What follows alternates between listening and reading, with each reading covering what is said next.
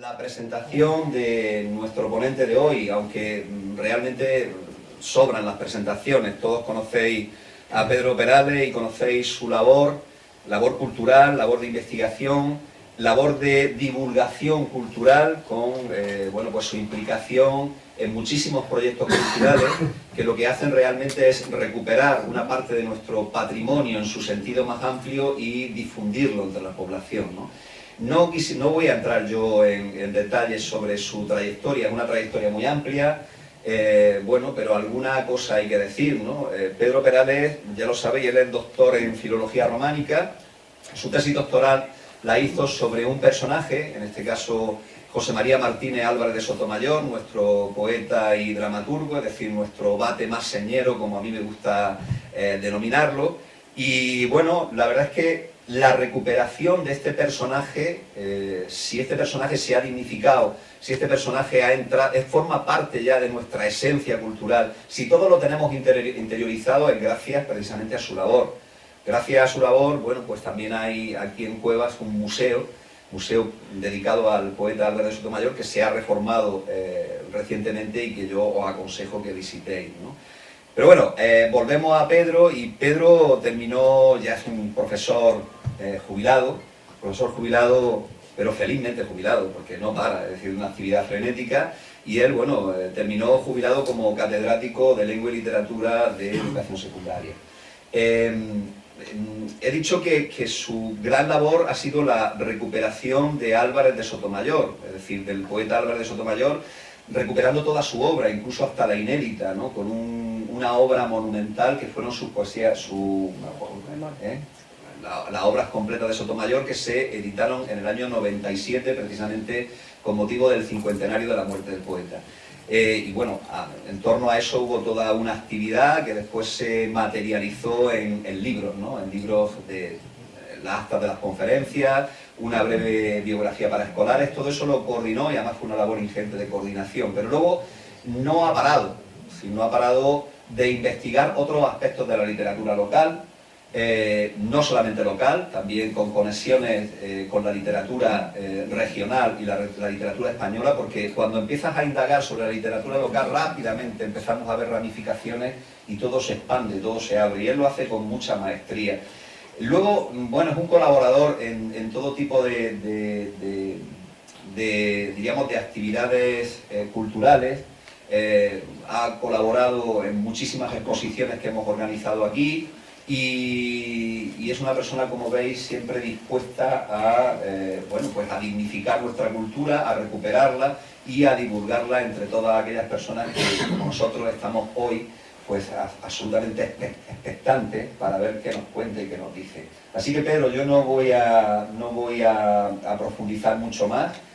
Podría decir muchísimas más cosas, tú lo sabes, que podría decir muchas más cosas, pero podría tirarme aquí un ratico y no le voy a quitar el tiempo. Le doy la palabra a Pedro para que él inicie y nos ilustre. Que me digáis si se oye bien por ahí detrás, porque nunca me ha afectado un catarro a las cuerdas vocales, y si hubiera tenido que dar esta charla ayer, probablemente no habría podido. Entonces, si me decís que me oís por ahí detrás, Esther, ¿se me oye? ¿Se me oye bien? Sí. Bueno, pues estaré así arrimado al micrófono y espero que no se me gaste la batería de la voz. Bueno, porque batería para lo otro hay mucho, yo no quisiera ser pesado, quisiera ser breve. Una brevedad, no tanto como me hubiera gustado que Enrique tuviera conmigo en mi presentación. Ya que estamos en familia, aunque me hubiera dicho Pedro Perales, que quiere su pueblo y le gustan las cosas de su pueblo, pues está aquí con placer, para tratar de comunicaros algo que os interese. Con eso habría sido suficiente. Pero bueno, todo lo que ha dicho y lo que piensa y no ha dicho, lo que ha dicho se lo agradezco, lo que piensa que no ha dicho, también se lo agradezco. Bueno, mi charla no va sobre historia, aunque esto se llame jornadas de historia. No soy historiador, pero sí están muy relacionadas con la historia, íntimamente relacionadas con la historia, porque voy a hablar de literatura local, pero literatura que es puramente histórica. Y para saber dónde está la barrera entre la historia y la literatura, lo novelesco, hay que leer antes la historia. Entonces yo he leído historia de los moriscos, todo lo que ha caído en mis manos, pero no ahora, ahora más, porque tenía que dar esta charla, de antes. Pero tengo que decir que nada es original mío, nada es investigación mía. Es investigación de otros señores que lo han hecho y lo siguen haciendo de maravilla. Yo tengo que mencionar a 3, y a uno en especial voy a aprovechar que no está aquí para decir de él lo que pienso. Se lo tendré que aguantar, luego le diré que es mentira. Bueno, todos bebemos, los que no somos historiadores, cuando se trata de moriscos, de lo que han estudiado y escrito Bernard Van Sant, hablando de esta comarca, pero sobre todo hablando de moriscos, nuestro compañero y amigo Valeriano Sánchez Ramos, que va a estar aquí, y por supuesto otro amigo, que es el que, luego le diré que es mentira todo lo que le podáis decir que he dicho de él, es Juan Grima. De él, principalmente, es de donde yo saco la información histórica, así que si me equivoco en algo le echaremos las culpas. Entonces yo digo, pero Juan no es solamente un gran historiador, y no es tema morisco, en general, pero es que además es un editor, es un hombre investigador, escritor, editor, que se ha preocupado y se sigue preocupando por recuperar nuestra historia y nuestro pasado. Tiene ya tanto a sus espaldas que yo creo que Juan merece que en algún momento, en alguno de estos pueblos, se le hagan una jornada. Yo creo que lo merece, es opinión mía, y luego le diré que no lo he dicho. Bueno, y no quiero tampoco perder de vista ni dejar detrás a un alma gemela suya, que todos lo conocéis, que está aquí con nosotros en la mesa, Enrique, como historiador y como todo lo demás, excepto lo de editor, que he dicho de Juan.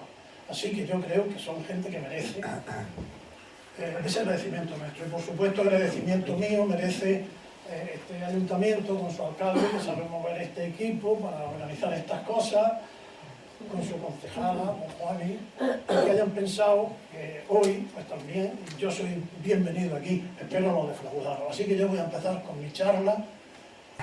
He dicho que voy a hablar no de historia, pero todo lo que voy a decir está basado en la historia. Lógicamente, cuando se llega a la literatura, no hay que culpar a nadie de que no se siga la historia. La literatura es eso, es fantasear a veces, es poetizar sobre la historia. Pero aquí todo de lo que yo voy a hablar está basado en la historia de los moriscos en nuestra comarca.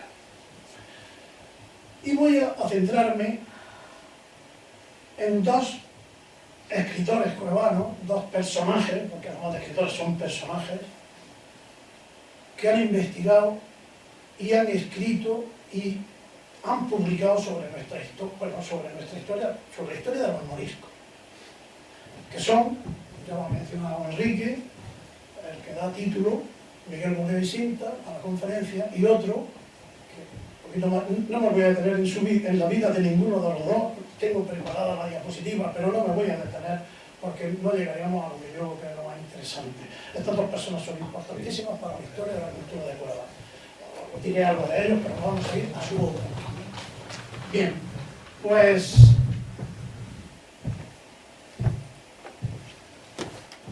os diré primero que al hablar de literatura morisca, está basada el tema en los moriscos, y aunque después se van a ocupar de explicar bien qué son los moriscos, o si alguien todavía puede tener alguna pequeña confusión, como yo lo he tenido muchas veces, qué es un morisco, qué es un mudéjar, qué es un mozárabe, no hay que confundir estas cosas. Mozárabes son o eran los cristianos que hasta el siglo XI estuvieron viviendo aquí en tierra de moros, pero respetándose sus costumbres y su religión, a cambio de tributo.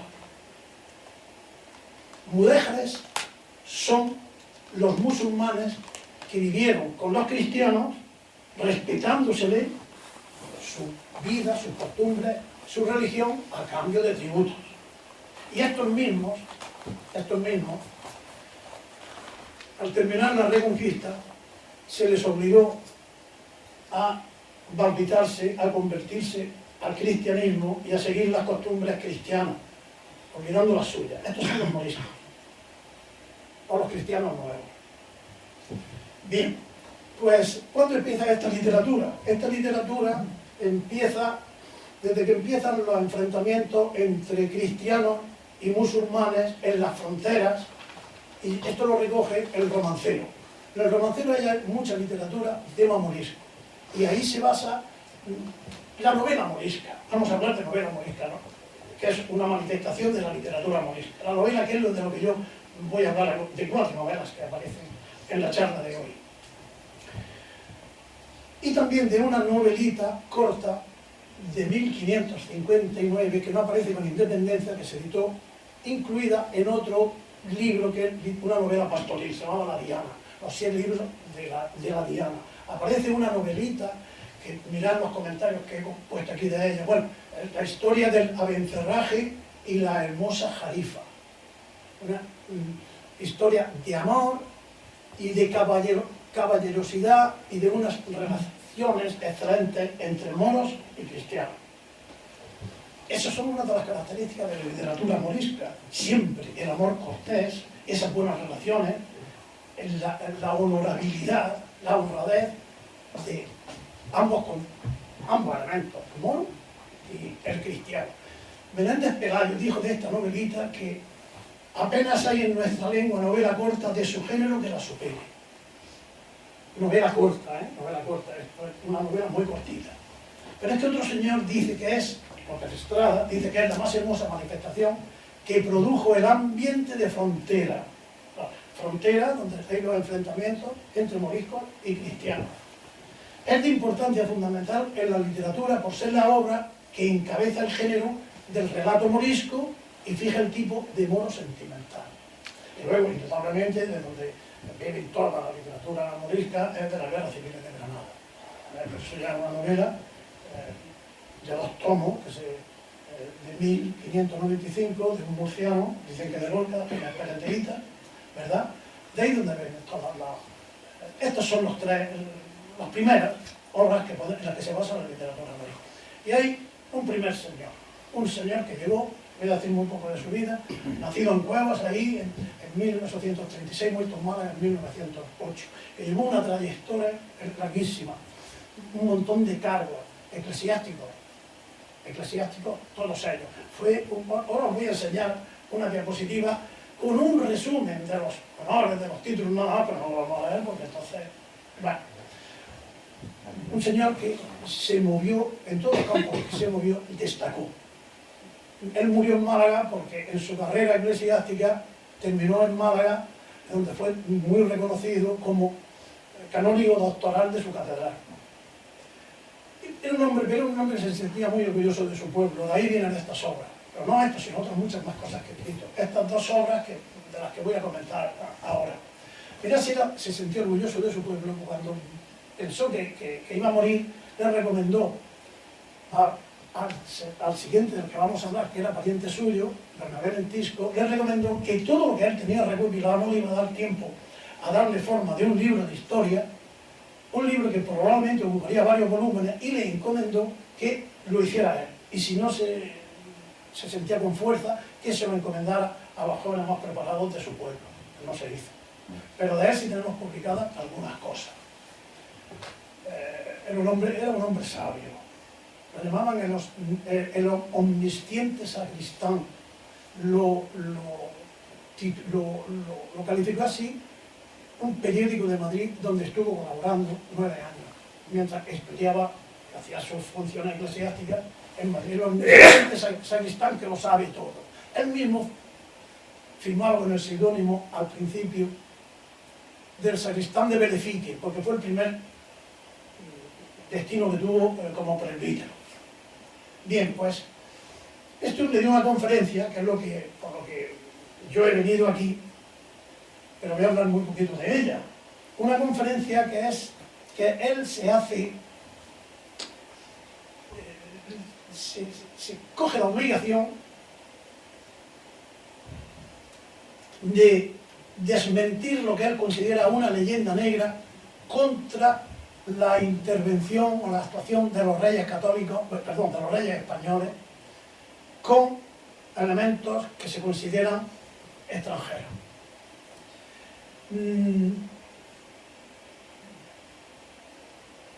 De él, mirad lo que dice él.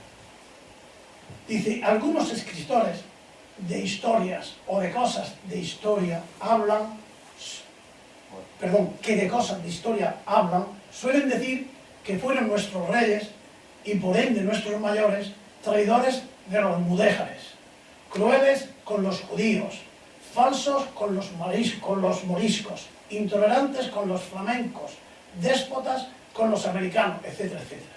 Entonces lo que trata en su conferencia es de demostrar que esto no es así, que se pueden, él califica estas cosas de exageraciones, pero simplemente dice que son, sí, que se cometieron deslices en la historia, que esto es una leyenda negra, pero deslices que no son suficientes para que nos sintamos, o se sintieran en la época humillados, o para amortiguar las glorias que se han conseguido.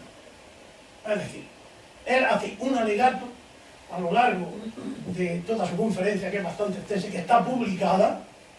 Esa conferencia la pronunció, como veis ahí, en el Centro Pedagógico Gratuito de la ciudad de Málaga, pero luego la Sociedad de Estudios Almerienses le dedicó un boletín del año 1926 a su vida y a la conferencia.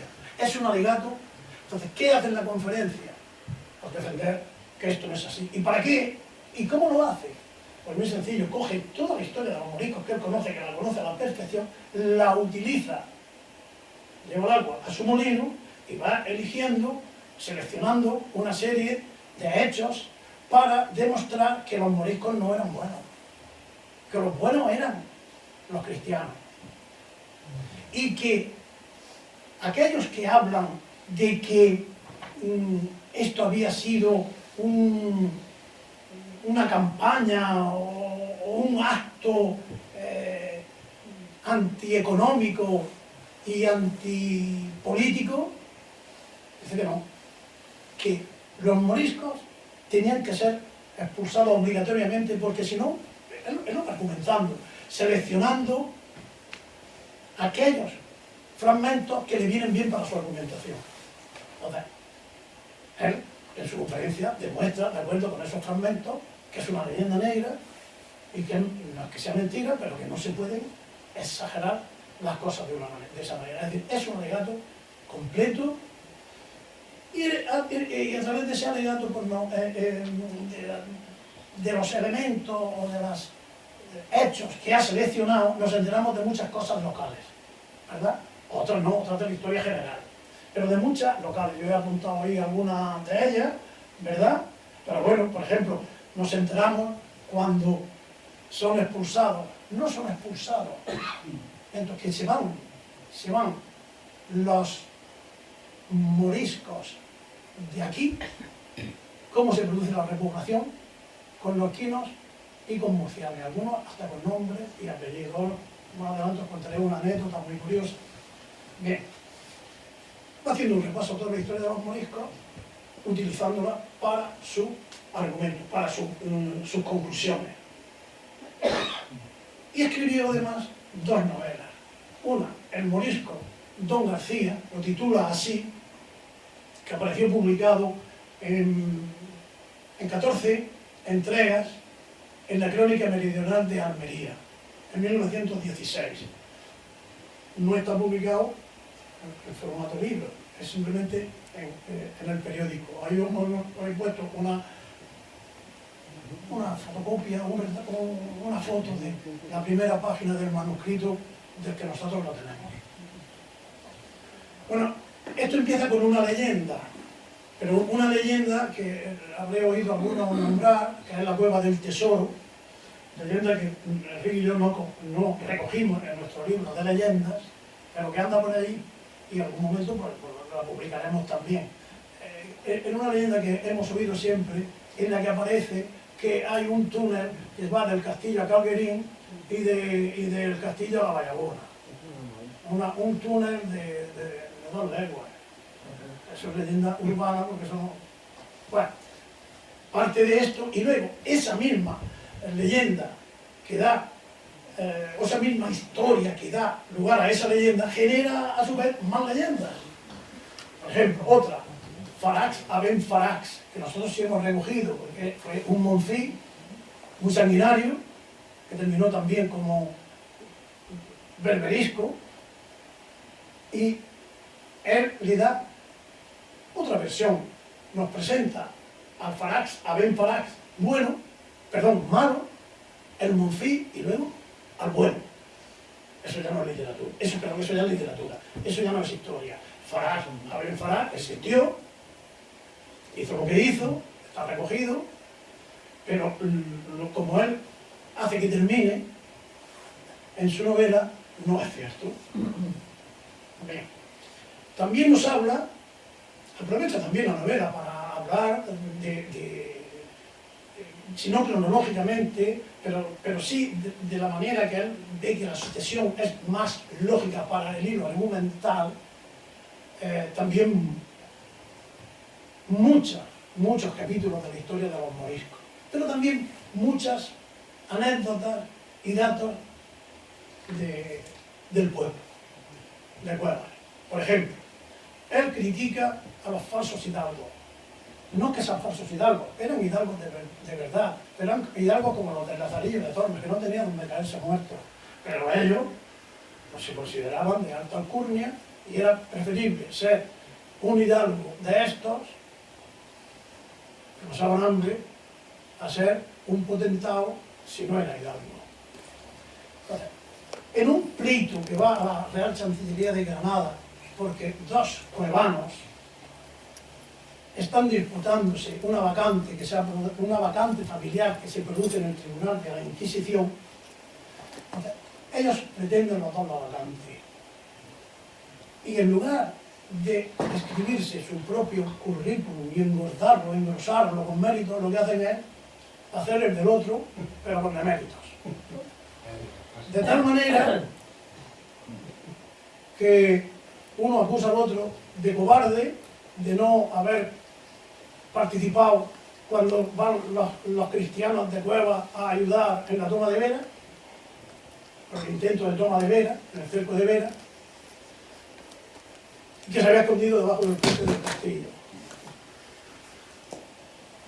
Esto lo encuentra en la Real Chancillería de Granada, y entonces ve que el otro era un repoblador que había venido a Cuevas y acusa a este de cobarde, y el cobarde, el que se había escondido aquí, acusa a este que ese repoblador no era cristiano viejo. Él, sí, se llamaba García, pero no era cristiano viejo. Entonces esto a él le llama la atención, y como había oído hablar de la cueva del tesoro y el protagonista de esa leyenda era un moro llamado Don García, dice que será su ascendiente. Y de ahí viene, ¿verdad? Él escribe su novela. Inesperadamente encuentra aquello que es verdad, eso es cierto, que en la Real Chancillería encontró el pleito, pero todo lo demás pues se basa en la leyenda, hay historia y hay leyenda. Y luego a la leyenda le da la terminación con Farax Aben Farax, que es literatura y no historia. Y luego, por supuesto, toda la trama es, como digo ahí, una interferencia amorosa excesiva, ¿verdad? Y retorcida, que hay que leerlo varias veces para quedarse con los nombres. Pero bueno, al final sí no se deduce, extraemos directamente que las relaciones entre moros y cristianos son, como hemos dicho antes, que de la literatura morisca. Son de caballerosidad, de amor cortés y de amistad. Otra que, esto es tema local, es tema local, aunque se sirve de la historia general de los moriscos para meter en su novela, los protagonistas son de Cuevas, los protagonistas son todos de Cuevas. Y mucha parte de esa novela, mucha acción se desarrolla aquí, en tierra de Cuevas. Otra es, que la tituló Lanzú y Benari, que son personajes reales, es una novela histórica, fue publicada en El Minero de Almagrera, el mismo día en el que se produce la toma de Vera por los reyes 400 años después, claro. El 10 de junio, es la fecha del periódico, de 1488, que acuden los cristianos de Cuevas, los moros de Cuevas a rendirle pleitesía a los reyes católicos. Van todos los de Portilla y los del pueblo, su alcaide no quiere ir, con lo cual ya se declara en rebeldía. Automáticamente se está convirtiendo ya en morisco. Y con él se van algunos, unos cuantos de Cuevas a la Alpujarra, se van hacia Granada y luego allí participan en la guerra de las Alpujarras. Pues bien, así empieza y nos creemos que va a ser esta historia de estos dos señores. No, ese es el pretexto. Después lo que hace es ir, volver y hacer lo mismo que ha hecho antes. Una relación de hechos y acciones que guardan relación, la mayor parte de ellos, con nuestra comarca, con nuestro pueblo, pero que son, vuelvo a repetir, de nuevo, historia de los moriscos. Por ejemplo, mirad, ahí tiene la rendición de los pueblos del Valle de la Almanzora, que vienen a rendirle pleitesía a los reyes católicos, que es cuando Lanzú dice que él no va, y en cambio Bengarí, que es de Portilla, ese sí va. Luego, claro, recibió sus privilegios Bengarí de los reyes católicos. Lo nombraron un alcaide de Cuevas, trajeron un alcaide del castillo de Lorca. Bueno, habla también de la permuta que hacen los reyes católicos con el marqués de los Vélez para quedarse con la plaza de Cartagena, en cuyo paquete entra Cuevas. Cuevas, Mura y otros pueblos, ¿verdad?, para tener ellos una salida al mar. Eso se produce también cuenta esta historia. De la repoblación y los repartimientos que se producen tras la toma de Vera. Y luego, de la incorporación, si os dais cuenta, ahí dice años 1568-69, hemos hablado de la toma de Vera, 1488, han pasado posicionando, ¿verdad?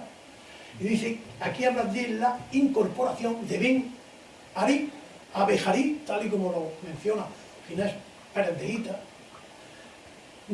que se incorpora a la sublevación. Y esa diferencia es sencillo. Este hombre era ya el nieto o el bisnieto del que se había mantenido siempre fiel a los reyes católicos. Y que aquí, por circunstancias familiares, pero luego vuelve al redil, otra vez vuelve aquí con los suyos, con los cristianos. Bueno, pues va, como veis, hablando de todos estos hechos, datos históricos que tienen que ver con la historia general de los moriscos, pero siempre con el punto de mira en Cuevas. Pues Vera, porque bueno, Vera, pues la participación que tienen los cristianos de Cuevas, que se unen a las tropas de Lorca cuando vienen a ayudar en la toma de Vera por haber Humella. Y cuando vuelven, cómo destruyen el huerto del Marqués aquí en Cuevas, que eso es una historia muy larga y que a muchos les llevaría la sorpresa, porque no la destruyen los musulmanes, no la destruyen las tropas de Ben Humella. Las tropas de Ben Humella huyen, cuando llegan los de Lorca y los de Cuevas, huyen río arriba. Al pasar por aquí, pues se dedican al saqueo. Pero como los perseguían, los que venían de Vera, que eran los de Lorca y los de Cuevas, huyen de ellos. Las tropas cristianas de Vera, las que vienen de Vera, de Lorca y de Cuevas, van detrás de ellos, como no los pueden coger, se vuelven, se dan cuenta y dicen, vamos a volver con los brazos, con las manos vacías, ¿no? Y son ellos los que destruyen la huerta y asolan el pueblo, los mismos cristianos, los mismos de Cueva, los mismos de Monte. Pero claro, eso no se cuenta en las crónicas, porque estamos en tiempos de Felipe II. Y eso no se puede decir. Los cristianos hacen contra ellos mismos esas fechorías cuando ya las crónicas tienen que decir, y han llegado así hasta nosotros, que son los moriscos. Pero en un pleito también descubre Valeriano Sánchez Ramos en la Real Chancillería de Granada, se sabe que no fueron los moriscos los que destruyeron la huerta del Marcán y los que saquearon la vega de Cueva. Fueron los propios, aquí no hay Cueva, los cristianos, eso no se podía decir en tiempos de los reyes católicos. Bien, y como veis, hacen un repaso así. ¿Y qué pasa con la azul y Ben Ali? Pues nada, lo del principio nada más, es un precepto. Es un precepto, pero en definitiva es novela histórica.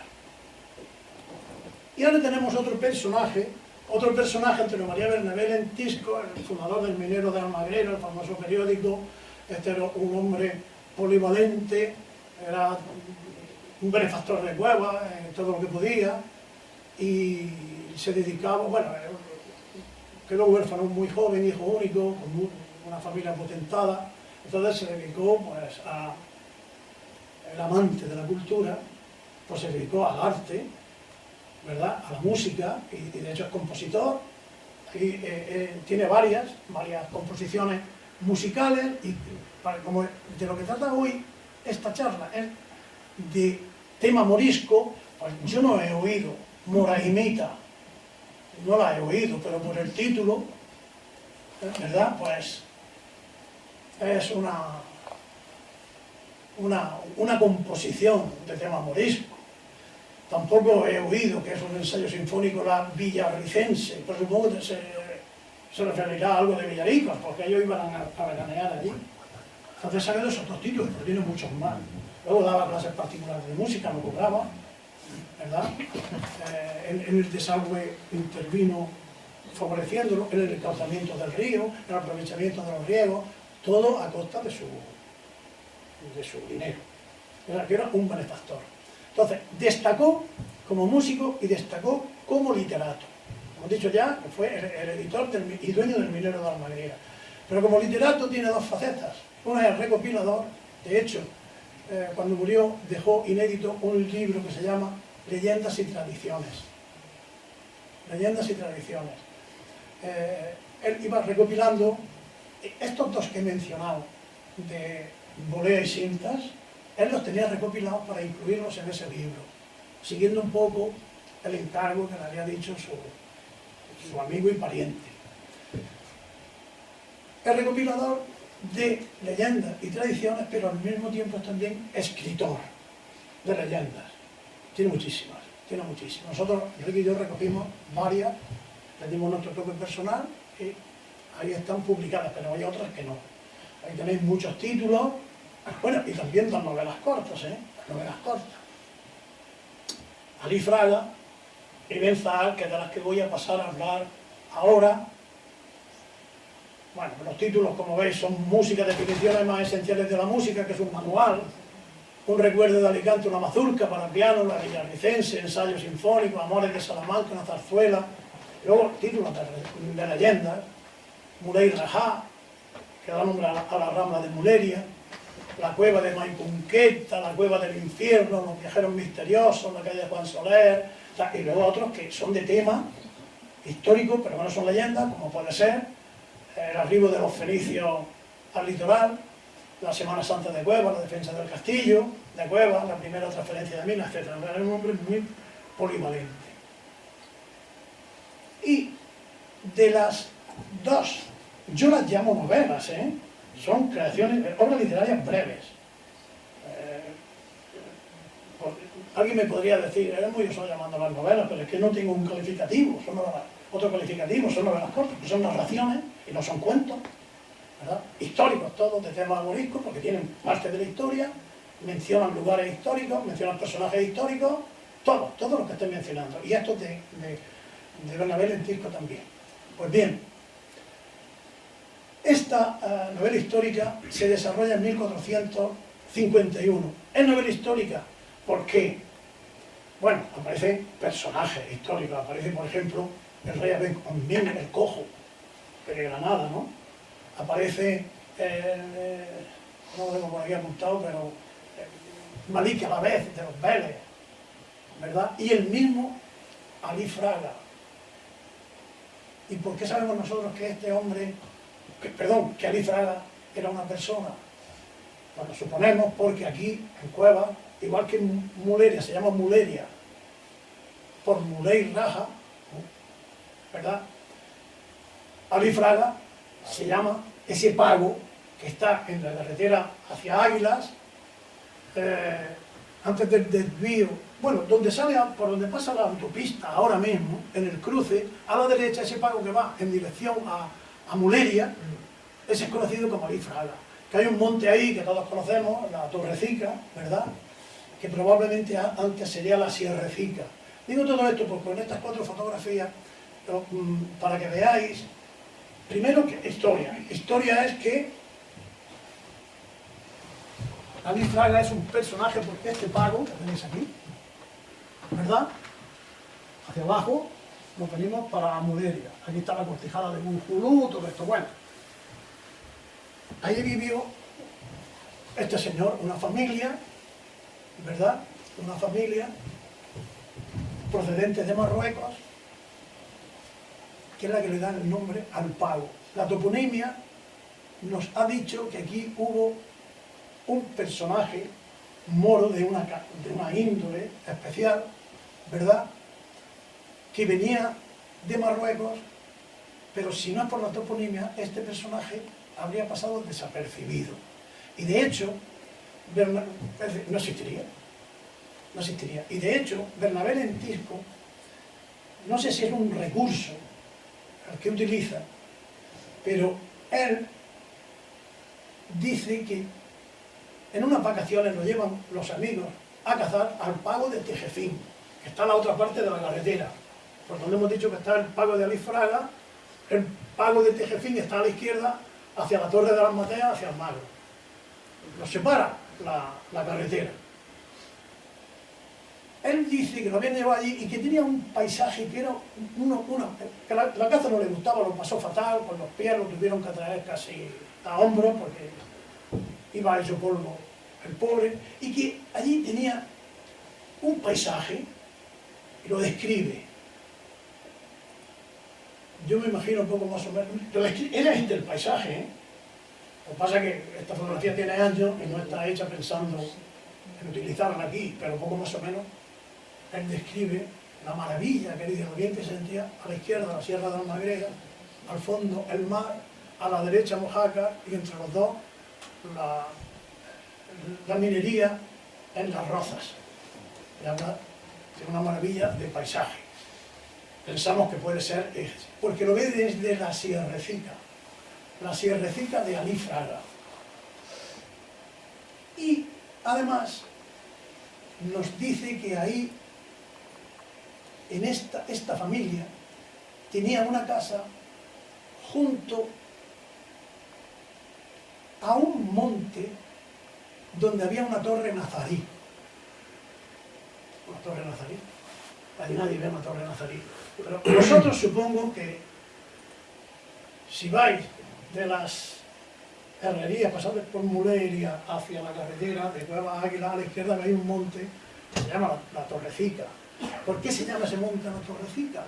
Puede ser la Torrecica de Alí Fraga, pues mirad, ¿por qué se llama? Porque si subís andando arriba, él ha hablado de una torre nazarí, subís andando, como hemos hecho nosotros, vais a encontrar eso.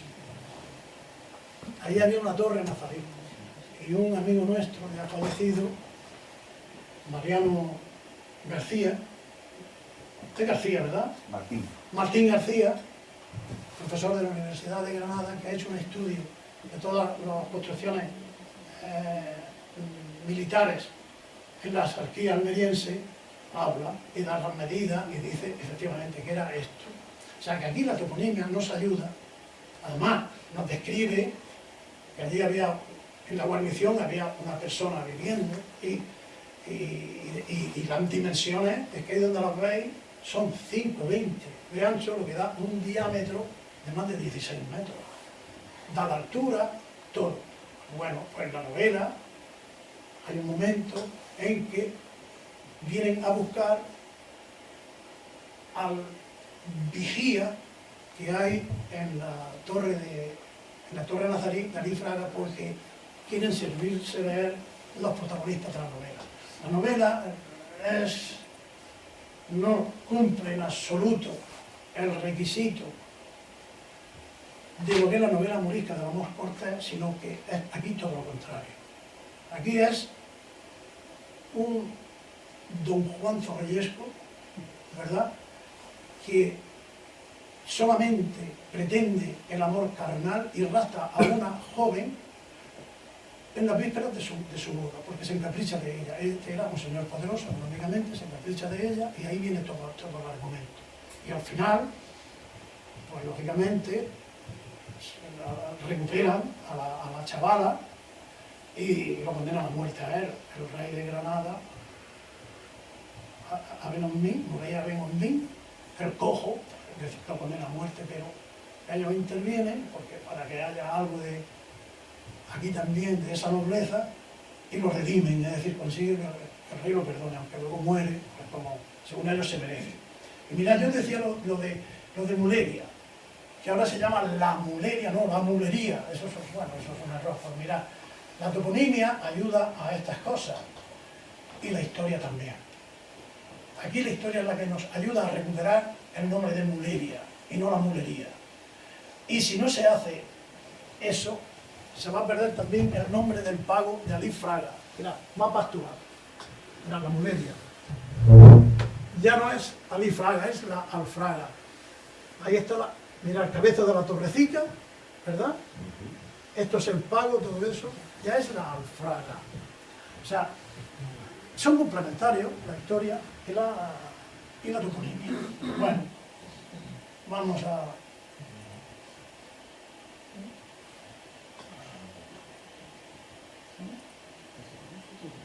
seguir avanzando. Otra novela, esta ya es la última y bueno, iremos al... Ah, perdón, yo me he pasado por aquí algo que no puedo silenciar, y es que autores cuevanos de literatura morisca no son estos nada más. Hay más, bastante más. Y aquí tenemos presente ahora mismo, cuevanos de literatura cuevana, morisca, a una autora, lo que sucede, Remedios Martínez Araya.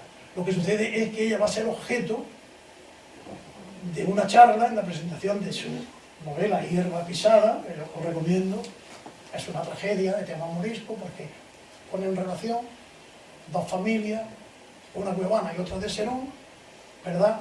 Una cristiano viejo y otro cristiano nuevo y otra morisca. Bueno, eso ya, vamos, no me lo habría perdonado, Remedio. Nunca es tarde, ¿verdad? Nunca es tarde. Bueno, pues con esta es... Mirad, dice que es un extenso romance de 1127 versos, eso no cuadra. Un romance no puede ser número impar. Hay un verso, yo lo he repasado y sé dónde está el verso de más. Porque de menos no. Ahí no se falta. Sobra un verso, pero no se lo puede quitar. Todavía tiene 1127 versos. Entonces es una novelita en verso, porque es un romance delicado, no es un romance así brusco, no, porque tiene 11 capítulos. Sabemos que es de Bernabé Lentisco porque esto no se publicó en ningún sitio. Alí Fraga sí. Alí Fraga no es que se publicó, sí aparece en el filero de Alma Herrera mencionada como una novela de Bernabé Lentisco. Pero Benzaal no. Benzaal yo no la encontré por ningún sitio mencionada. Pero en una hoja que tenemos, por el anverso y el reverso, por una parte manuscrita y por otra escrita a máquina, en la parte manuscrita hay una llave que cierra a varias leyendas de Bernabé Lentisco que sabemos que son suyas. Y aparece Benzaal, que dice que es propia. Entonces, deducimos, porque fue aficionado también a la poesía. en la Berentil. No hemos encontrado otra explicación, por lo menos yo no encuentro otra explicación. Y yo se va, bueno, creo que es el autor. Esta es curiosísima, es curiosísima.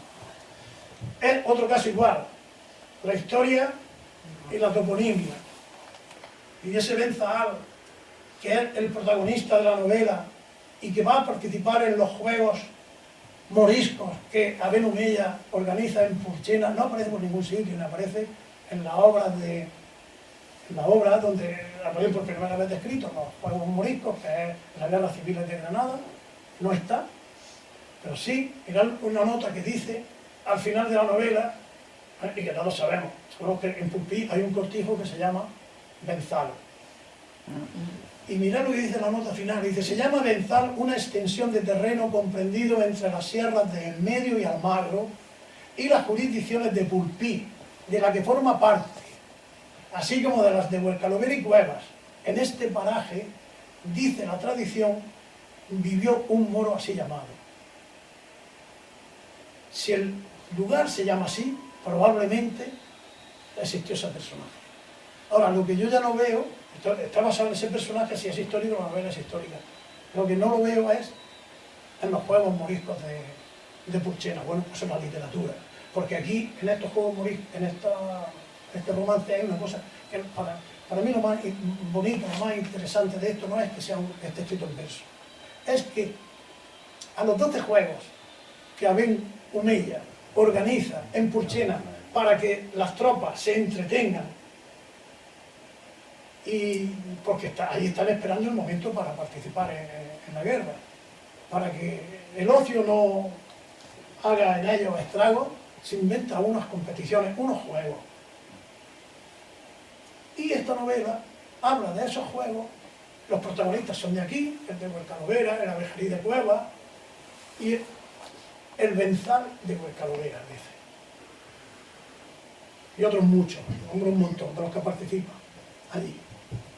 Pues resulta que Ginés Pérez de Hita no habla de esos juegos y además justifica por qué no aparecen de los 2 juegos que habla él aquí. Habla de lo que son las corridas de cinta a caballo y habla también del juego de las cañas, que son las justas, pero en vez de hacerlo con lanzas, hacían con cañas, ¿no? Eso no, y lo dice, eso no está en la historia. Y dice Ginés Pérez de Hita, ¿por qué no está? Dice así, en la página 154 de la Guerra Civil, en el segundo tomo, en la Guerra de los Moriscos, dice que no se celebran esos juegos por no tener orden el reyecillo, que es Abel Humeya, de correr toros ni tener caballos y aderezos para el juego de cañas. O sea, estaba prohibido. ¿Cuál fue la razón? No sé. Pues este le añade esos 2 juegos. Eso es lo más interesante. Y el vencedor de esos juegos, podéis imaginar que es Benzal, un héroe que acaba en galera, muerto, se suicida él mismo con la gumía que le ha regalado Abel Humeya cuando es el vencedor de esos juegos. Se suicida porque ante la impotencia, bueno, no ante la impotencia, sino por el orgullo de ver que lo ha derrotado Don Juan de Austria y el Marqués de Orleans. Y él mismo se suicida con esa arma que le ha regalado. Eso sí tiene de romántico. Bien, y ya para terminar, voy a hablar de un personaje que no es escritor, pero sí es el principal referente de la literatura morisca cuevana. De él han escrito bastantes personas, aquí hay algunas presentes. Que yo conozca, ha dado lugar a 3 novelas, una de ellas editada 3 veces. Si no me equivoco, Las Españas Perdidas tiene 3 ediciones, ¿verdad? Sí. De Manuel Villarraso.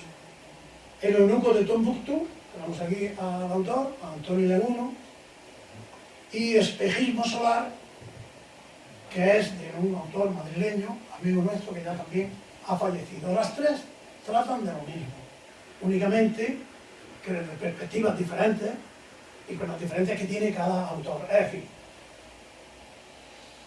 ¿cuál es el argumento principal? Pues es la conquista del imperio Songhai de Malí por este cuevano. Cada uno hace a su manera, ¿verdad? Pero hay un señor de allí,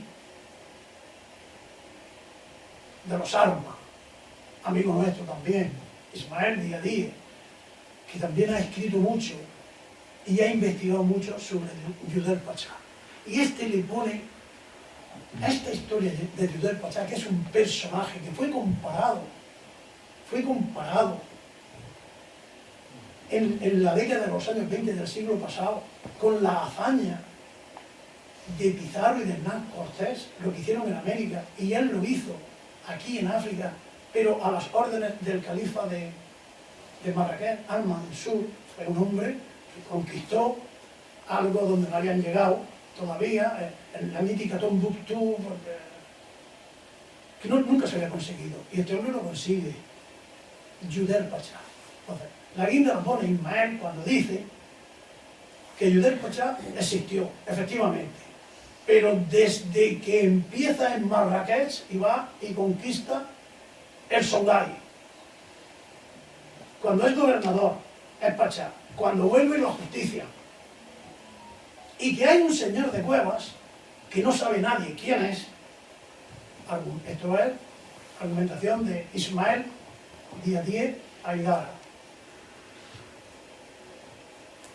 que es ese que luego fue Judel Pachá.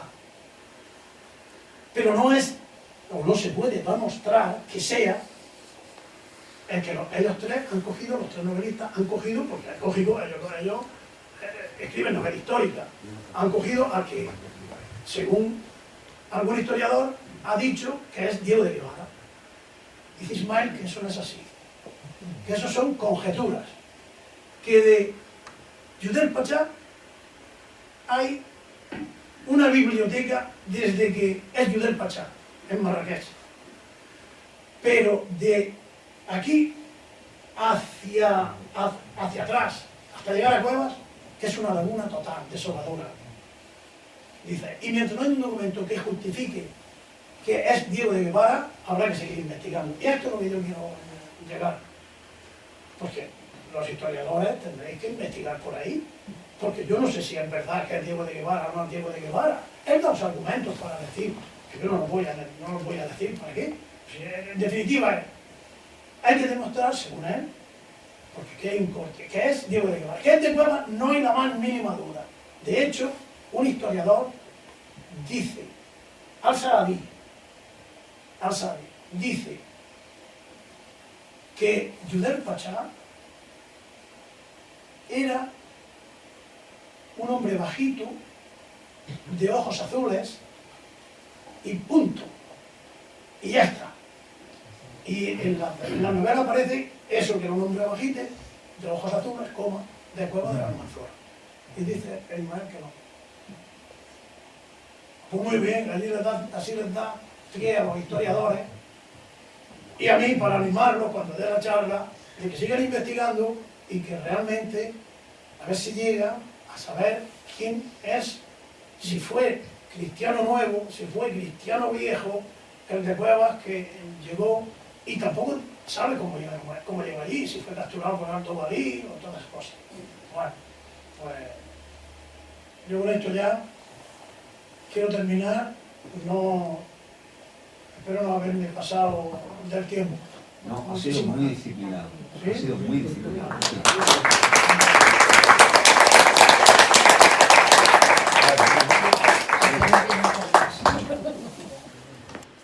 Digo que vamos a abrir un pequeño turno de preguntas por si alguien tiene alguna cuestión que plantearle a Pedro. Yo con respecto a Diego de Guevara, es verdad que hay una laguna, y estoy de acuerdo con Ismael, el día 10.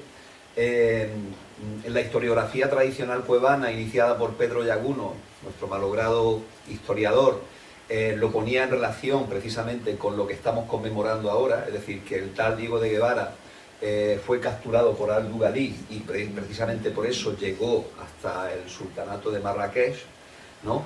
y allí se vendió como esclavo, fue eunuco y posteriormente pasó a ser un gran militar, ¿no?, de la corte de este sultán. Bien, todo eso está ahí, pero que es verdad que la identificación con Diego de Guevara pues no está demostrada, y yo pienso que va a ser bastante difícil establecer una relación nominal cierta con cualquier personaje cristiano, en este caso cristiano nuevo, cristiano viejo, no sé, con la figura de Judel Pachá. Bueno, dicho esto, ¿hay alguna cuestión? Pero bueno, eso es una de las cosas buenas que tiene la literatura. Coger la historia y convertirla en literatura. Ya está. A muchos nos gusta la historia de esa manera. Y Alifraga se sigue llamando Alifraga. Sí, Sí. sí, pero ya has visto como ya le han cambiado el nombre. ¿No? Pero ahora, En el mapa nuevo, en el último mapa que en el hay. último mapa, pues. Y a Muleria le han cambiado. A Muleria ya no es Muleria. Muleria empezaron a llamarlo alguien, como termina en A, y Portilla es la Portilla. Sí. Pues, ¿por qué Muleria va a ser Muleria Sol? Es la Muleria. Pero eso en el catastro, seguramente, donde se hagan los mapas, en obras públicas, en cartografía. Y alguien dice, pero si eso no tiene significado, la Muleria, ¿eso qué es? Eso no significa nada. Ah, pues, solución.